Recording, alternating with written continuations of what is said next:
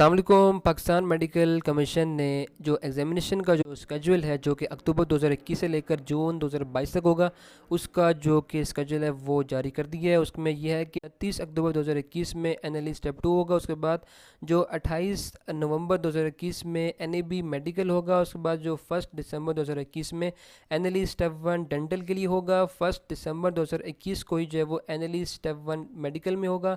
उसके बाद जो 14 जो जनवरी 2022 है वो जो है वो एनएलई स्टेप 2 डेंटल होगा, और 21 जनवरी 2022 को एनएलई स्टेप 2 मेडिकल होगा।